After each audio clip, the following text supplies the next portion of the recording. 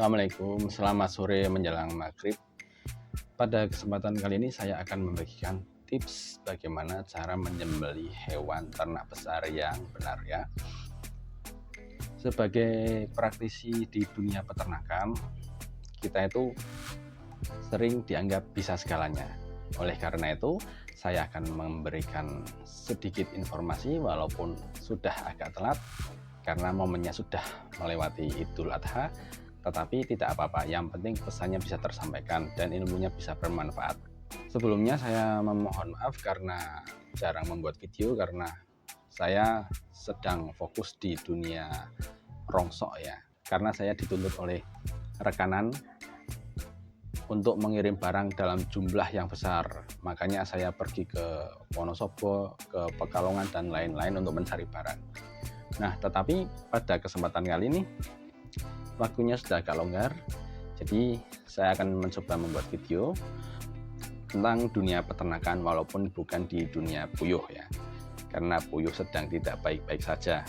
Nah, sebagai praktisi di dunia peternakan mungkin kita akan mengalami hal-hal yang sifatnya tidak kita kuasai, tetapi kita harus menjawab dengan benar. Seperti ini misalnya, kalian bertemu dengan orang, tanya, "Mas, kerjaannya apa?" "Saya peternak."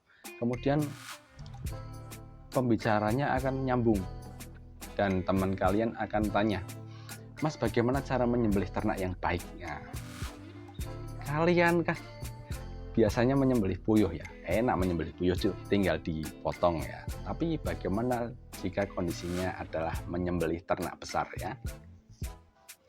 Sebelum kalian bisa menjawab, kalian harus tahu tentang ilmu perpisauan ya.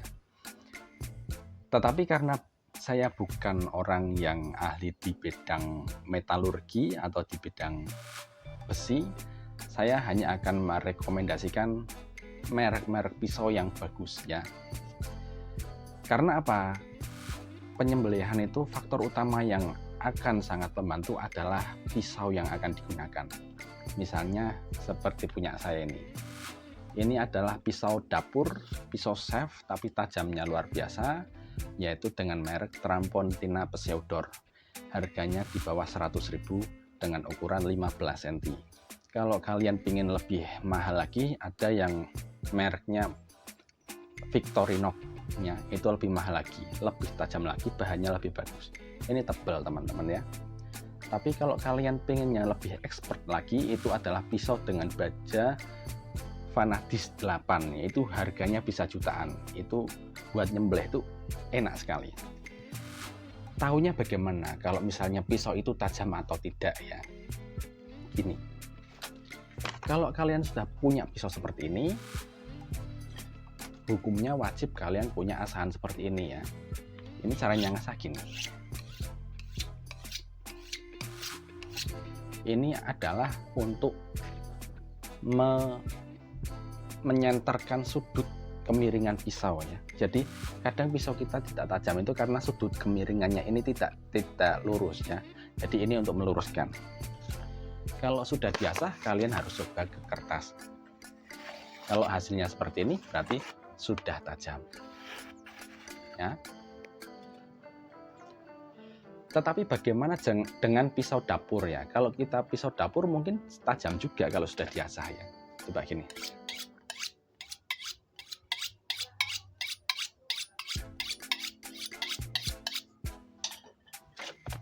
Coba ya. Oh, tajam juga. Tetapi kalau buat menyembelih ini tidak rekomendasi ya, tidak direkomendasikan untuk menyembelih ternak besar. Kalau ternak puyuh sih bisa saja ya, walaupun nanti ketajamannya akan berkurang. Nah,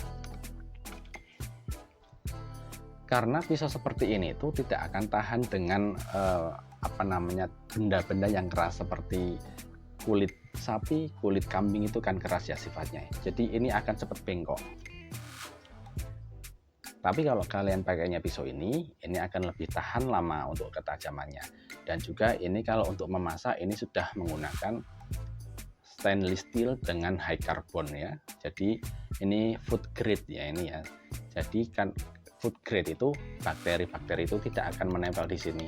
Ini akan bersih kalau sekali dibilas. Itu yang pertama. yaitu faktor pisau ya. Dari pisau kita sudah memahami, kemudian kita akan terhindar dari unsur penyiksaan hewan. Kalau kita pisaunya tidak tajam, tidak bisa sekali gini langsung potong ya. Kalau pisaunya tajam kan bisa. Kadang kita melihat orang menyembelih itu set itu tidak terputus-putus, terkadang karena pisaunya tidak tajam. Kemudian faktor ternaknya kita lihat dulu. Kalau untuk hewan kurban itu ternaknya harus sehat, harus terhindar dari penyakit, harus sempurna, harus dewasa ya. Atau kalau dalam bahasa sininya itu sudah pupak, sudah tanggal giginya. Jadi itu adalah syarat utama hewan ternak kurban. Karena apa? Hewan ternak kurban itu akan diperuntukkan bagi kita nanti, bagi yang memeluk agama Islam itu akan diperlukan nanti setelah hari kebangkitan, setelah kita meninggal, itu adalah tunggangan kita di padang mahsyar ya. Jadi kalau hewannya sakit ya nanti tunggangannya kita sakit. Tapi kalau hewannya sehat, besar, gagah, itu tunggangan kita akan bagus. Tapi kalau asal hewan itu tidak masalah ya. Ini untuk pengertian kita, kalau hewan kurban itu harus bagus. Kemudian syarat berikutnya, terkadang orang tidak tahu, asal menyembelih saja. Padahal ada aturan-aturan, yaitu aturan yang tidak tertulis yang dinamakan etika menyembelih ya. Etika menyembelih itu ketika kita menyembelih jangan di depan ternak yang lain ya. Kita menyembelih itu di ruangan khusus, ternak yang lain itu tidak lihat. Karena apa? Itu akan membuat ternak yang lain itu stres melihat temannya disembelih. Kita menyembelih di depan ternak-ternak yang antri. Wah, itu sebenarnya tidak boleh ya. Itu akan membuat mereka stres, kemudian membuat kita berdosa juga. Karena ada kisah Nabi yang diazab gara-gara ibunya sapi itu melihat anaknya disembelih. Itu ada cerita seperti itu ya. Jadi kita jangan sekali-kali menyembelih di depan hewan yang lain. Itu aturannya seperti itu. Tapi kalau misalnya tidak bisa, terpaksanya tempatnya sempit, ya kita ditutup pakai daun pisang ya. Itu terpaksanya seperti itu teman-teman. Kemudian ketika kita mengasah pisau seperti ini, itu juga tidak boleh di depan hewannya, karena hewan itu bisa tahu ya. Sapi apalagi, sapi itu hewan cerdas, jadi tahu manusia itu mau menyembelih saya, sudah siap-siap mengasah pisau, itu tidak boleh. Kemudian syarat berikutnya, ternaknya itu harus dihadapkan ke barat ya. Itu karena kepercayaan kita sebagai orang muslim. Setelah dihadapkan ke barat, itu lehernya itu menghadap ke barat. Kita harus bisa membaca doa ya, minimal bismillah, kemudian ada sholawat nabi, takbir, kemudian baca doa. Doanya itu gini: Bismillahirrahmanirrahim, dengan menyebut nama Allah yang maha pengasih dan maha penyayang. Allahumma hadhihi minka wa ilaika, ya Allah, kurban ini darimu dan untukmu. Fataqabbal min, ku persembahkan kurban dari fulan. Fulan itu nanti kita sebut namanya, misalnya Pak Ahmad ya. Fataqabbal min Ahmad bin siapa, kemudian diakhiri ya Karim, ya Tuhanku yang maha mulia. Itu artinya seperti itu ya kurang lebih. Nah kemudian kita sembelih lakukan dengan cepat. Lakukan dengan cepat itu kan artinya kita sebisa mungkin sekali gorok itu langsung terputus ya, terputus saluran nafas dan saluran makan. Saluran nafas, saluran makan, dan saluran darah ya, terputus. Caranya agar terputus ya ini, pisaunya harus tajam ya, karena penghalang utama adalah kulitnya itu tebal. Kemudian posisinya bisa seperti ini ya, ini untuk tumpuan biar bisa lebih tekanannya lebih besar. Bisa seperti ini ya, seperti ini tuh harusnya ini ya, kita kan harus megang ini ya, ini ditusukkan dulu. Itu bebas ya, senyaman kita ya, senyaman kita sebagai penyembelih. Lebih mantap seperti ini atau seperti ini. Kalau seperti ini harus ditusuk dulu, set set gitu ya, set. Kemudian kalau di luar negeri itu kan handlingnya sudah pakai mesin ya. Jadi contohnya nih, ini misalnya leher sapi, ini gini tinggal di set gitu ya. Tapi kalau di dalam negeri kan masih handling manual itu sapinya atau kambingnya di bawah, kita senyaman kita. Nah kemudian kalau sudah disembelih, kita harus membiarkan ternak itu bebas ya. Bebas itu tujuannya agar darah muncrat, agar darah keluar dengan lancar dan dengan tuntas ya. Setelah darah keluar dengan tuntas dan hewannya sudah meninggal, kita gantung di atas ya, kakinya di atas agar keluarnya lebih tuntas lagi.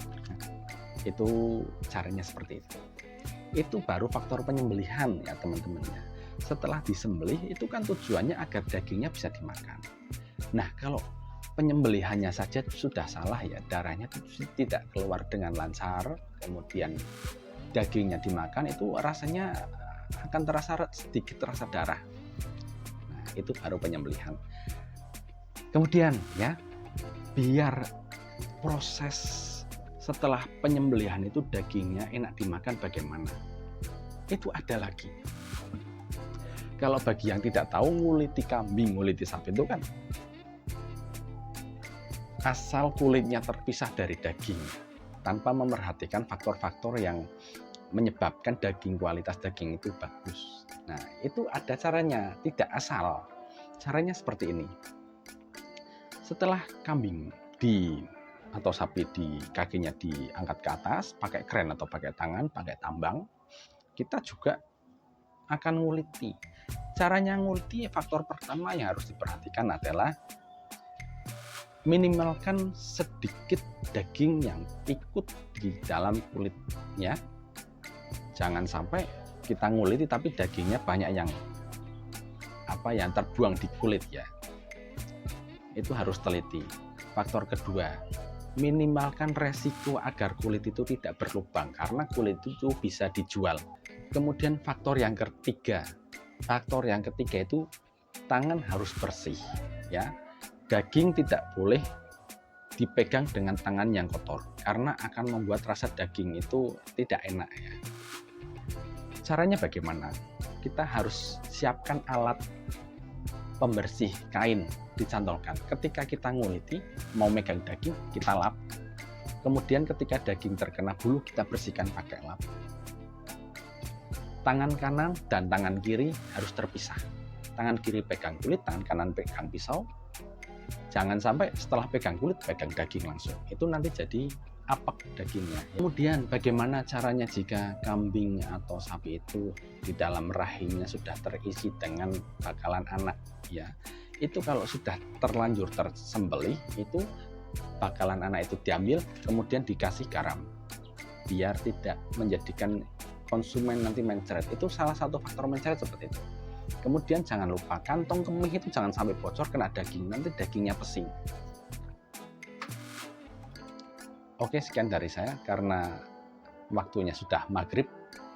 Saya akhiri, semoga ilmunya bermanfaat. Assalamualaikum.